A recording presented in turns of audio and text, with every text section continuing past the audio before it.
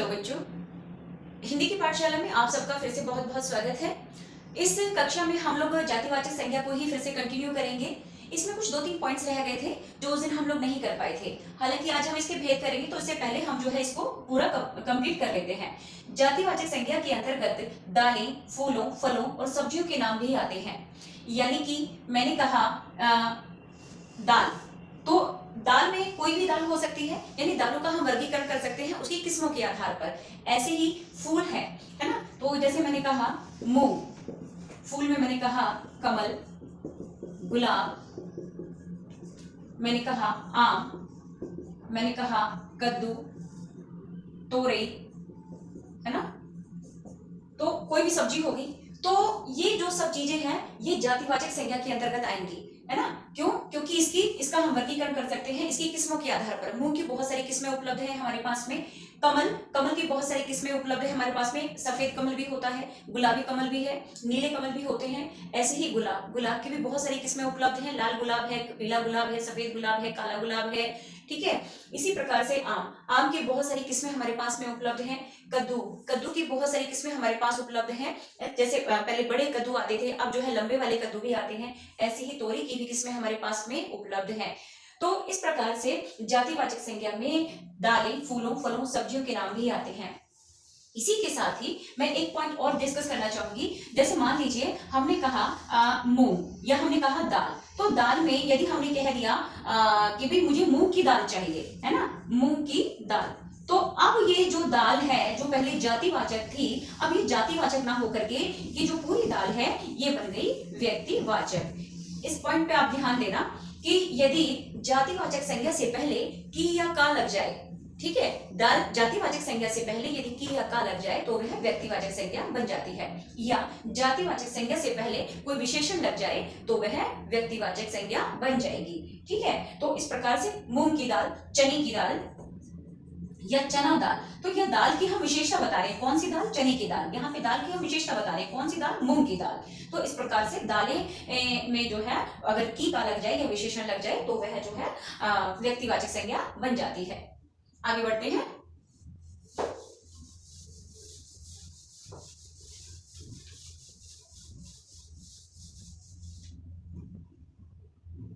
इसी के साथ है अगला पॉइंट, प्राकृतिक आपदाओं के नाम, यानी कि नेचुरल डिजास्टर्स। प्राकृतिक आपदाओं के नाम कोई भी हो सकती है, जैसे कोई आंधी हो गई, तूफान है, भूकंप है, ज्वालामुखी का फटना है, ठीक है।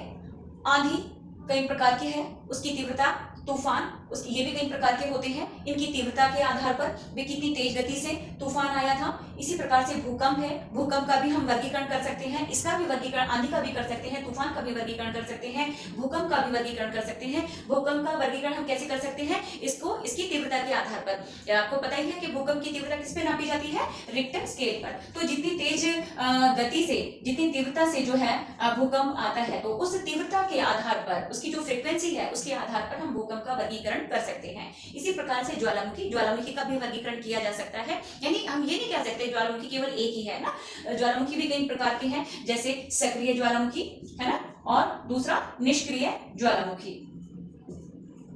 इस प्रकार से ज्वालामुखी का वर्गीकरण किया जा सकता है। तो जितनी भी प्राकृतिक आपदाएं हैं उन सब के नाम भी जातिवाचक संज्ञा के अंतर्गत आएंगे।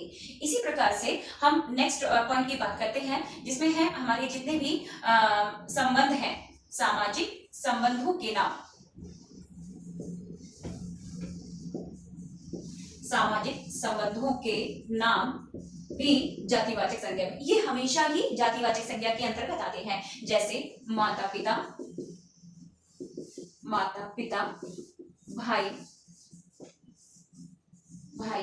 बहन, चाचा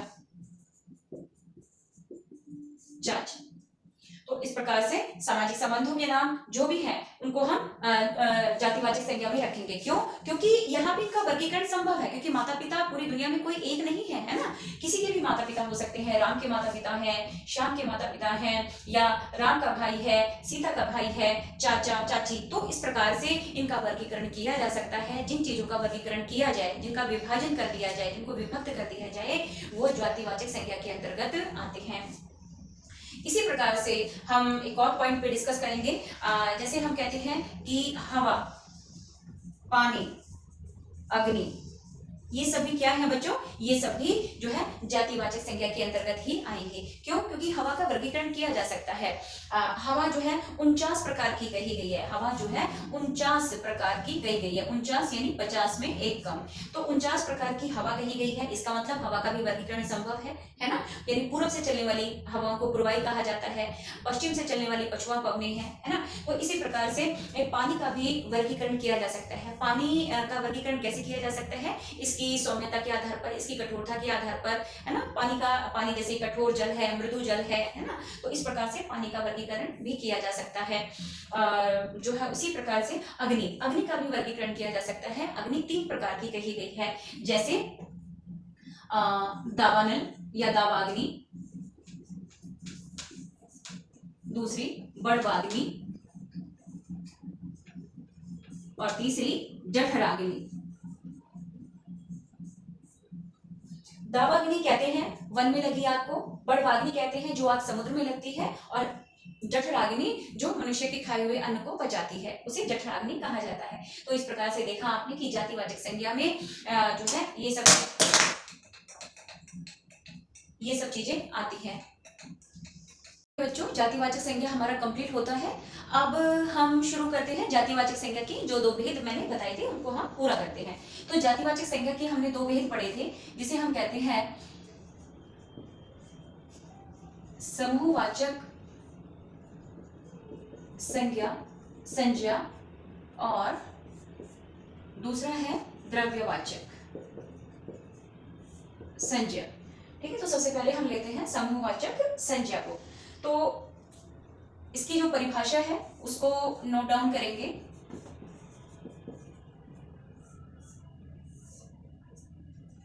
परिभाषा है वे शब्द जिनसे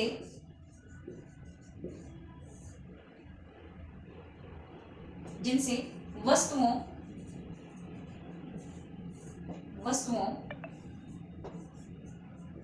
या प्राणियों के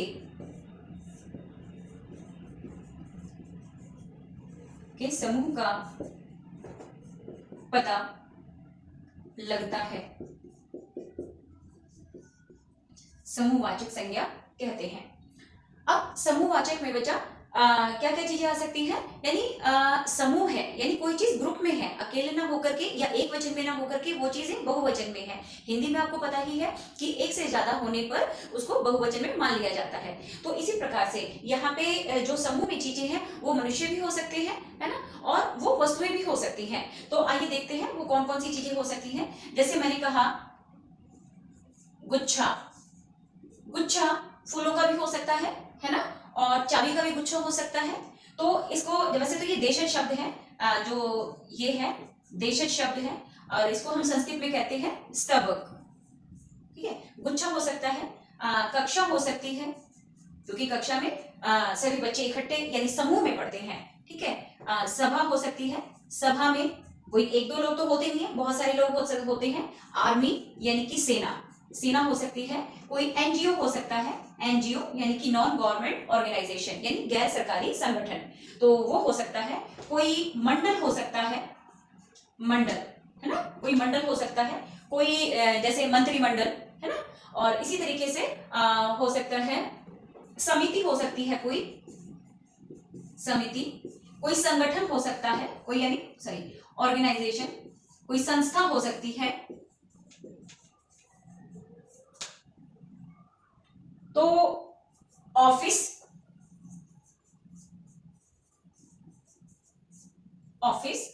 तो इस प्रकार से जो है कोई भी मतलब कि जहां पे लोग मिल करके काम करते हैं, वहां पे जो है समूहवाचक संज्ञा की पहचान की जाती है। तो ये था हमारा समूहवाचक संज्ञा। बहुत आसान है, कोई ज्यादा समझने वाली इसके अंदर चीज है नहीं, इतना काफी है। तो कोई सब, यानी आपको केवल ये ध्यान रखना है कि कोई चीज जो है ग्रुप में है, इकट्ठे है, जब वो प्रकाश पुंज हो सकता है, गुच्छा हो सकता है, चाबियों का गुच्छा है, फूलों का, जैसे हम बुके कहते हैं, है ना, फूलों का गुच्छा है, बंच है, तो कोई समिति है, कोई संस्था है, कोई मंत्रिमंडल है, कक्षा है, सभा है, सेना, एनजीओ, मंडल, समिति, दफ्तर, और क्या हो सकता है, कॉलेज, है ना, जिसे हम महाविद्यालय कहते हैं। महाविद्यालय, महाविद्यालय होता है क्योंकि यहाँ पे भी बहुत सारे बच्चे पढ़ते हैं। इसी तरीके से विश्वविद्यालय हो सकता है, विश्वविद्यालय। इस प्रकार से कोई भी ऑर्गेनाइजेशन या संगठन या ऐसा मानवों का समूह जहां पे व्यक्ति मिल करके यानी समूह में काम करते हैं, तो ऐसे चीजों की पहचान, ऐसे शब्दों की पहचान समूहवाचक संज्ञा के तहत की जाती है या इसके अंतर्गत की जाती है। नेक्स्ट है फिर हमारा द्रव्यवाचक संज्ञा।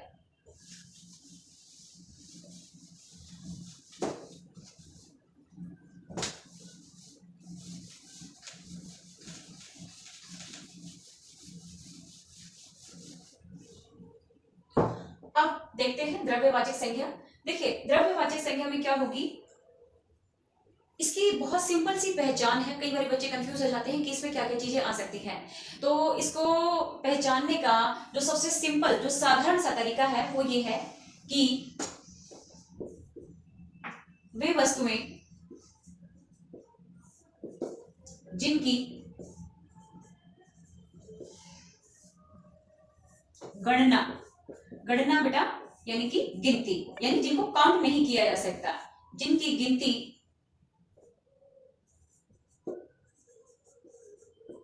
संभव ना हो,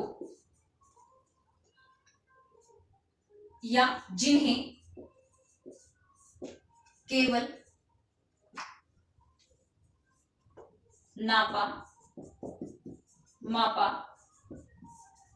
या तोला जा सकता हो,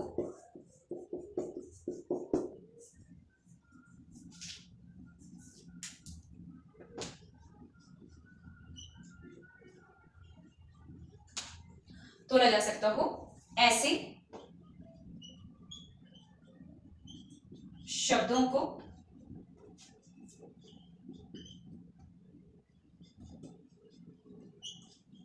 या वस्तुओं को द्रव्यवाचक संज्ञा के अंतर्गत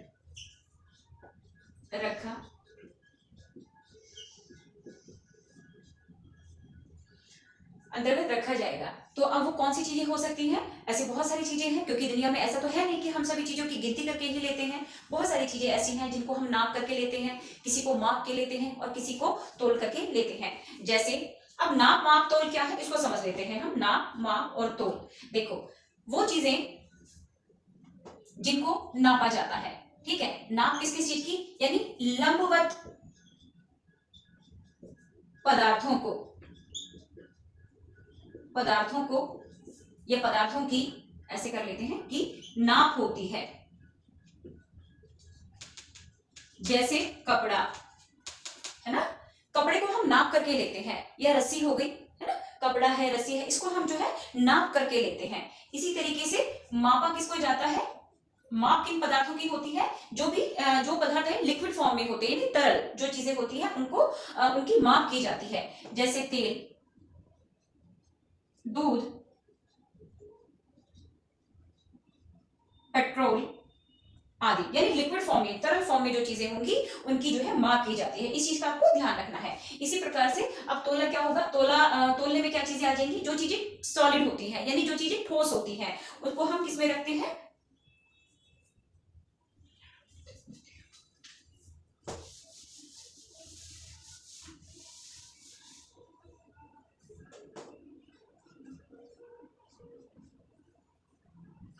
तोल वाली चीजें, जितने भी ठोस पदार्थ।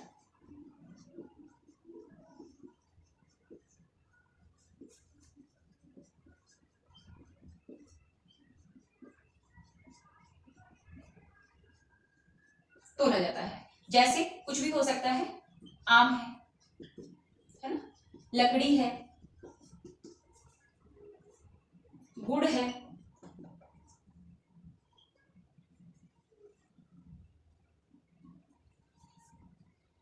चांदी है, सोना है,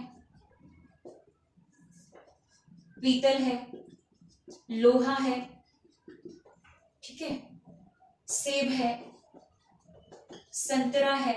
ये क्या है, सॉलिड फॉर्म में है, थोड़ा ठोस फॉर्म में है ना। दूध क्या है, वो लिक्विड है यानी तरल है। तेल क्या है, तरल है। पेट्रोल क्या है, तरल है।